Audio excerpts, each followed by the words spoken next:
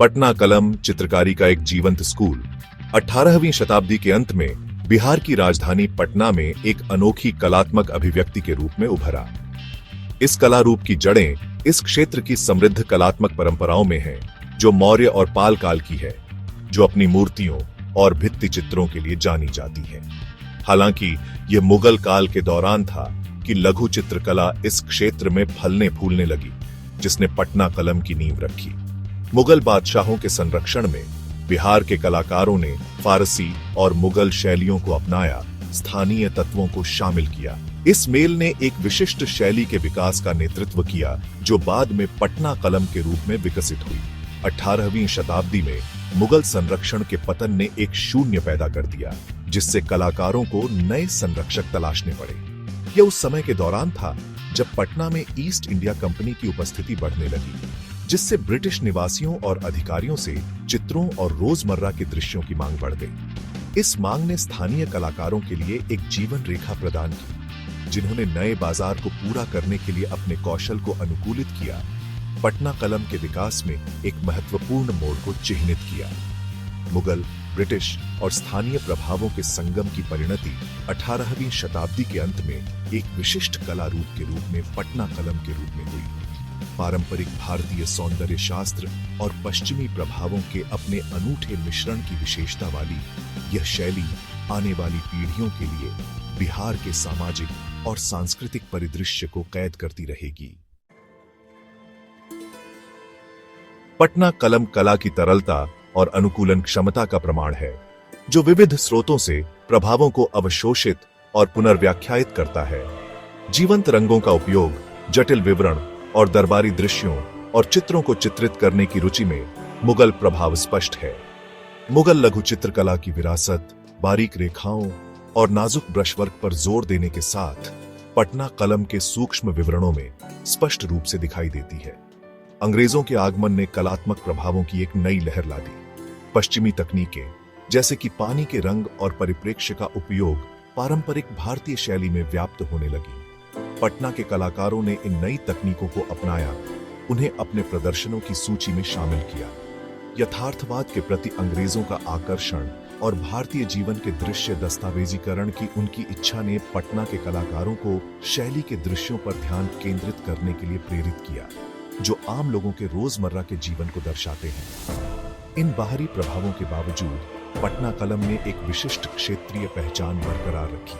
कलाकारों ने स्थानीय लोक कथाओं से प्रेरणा ली, अपने कार्यों में बिहारी संस्कृति और परंपरा के तत्वों को शामिल किया। स्थानीय पौधों और खनिजों से प्राप्त प्राकृतिक रंगों के उपयोग ने पटना कलम के क्षेत्रीय स्वाद को और बढ़ाया। मुगल, ब्रिटिश और क्षेत्रीय प्रभावों के इस अनूठे मिश्रण ने एक ऐसी कला को जन्म दिया जो परिचित और ताजा दोनों थी। पटना कलम अपने अनूठे विषयगत फोकस और शैलीगत विविधताओं के माध्यम से खुद को अलग करता है। भारतीय चित्रकला के अन्य विद्यालयों के विपरीत, जो अक्सर धार्मिक या पौराणिक विषयों के इर्द गिर्द केंद्रित होते हैं, पटना कलम ने आम लोगों के सामान्य जीवन में सुंदरता की तलाश में सांसारिकता का जश्न मनाया। सड़क के दृश्य, हलचल भरे बाजार, घरेलू जीवन और सामान्य व्यक्तियों के चित्र पटना कलम चित्रों में केंद्रीय विषय बन गए।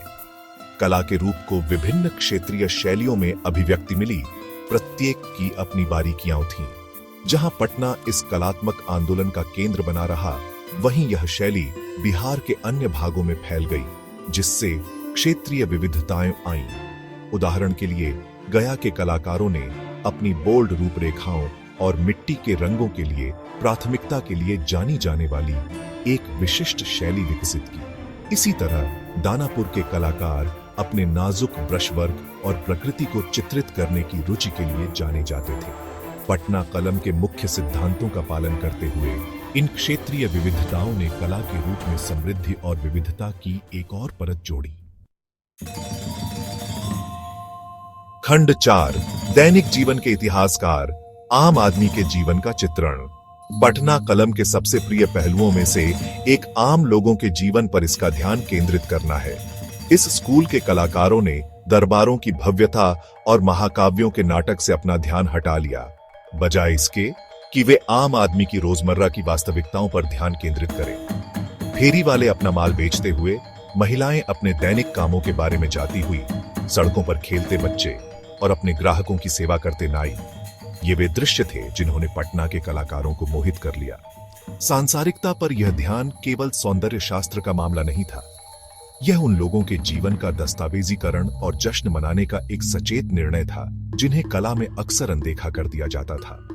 पटना कलम की पेंटिंग 18वीं और 19वीं शताब्दी के बिहार के सामाजिक और सांस्कृतिक जीवन के मूल्यवान दृश्य रिकॉर्ड के रूप में काम करती है, जो लोगों के कपड़ों, रीति रिवाजों और दैनिक दिनचर्या की एक झलक पेश करती है।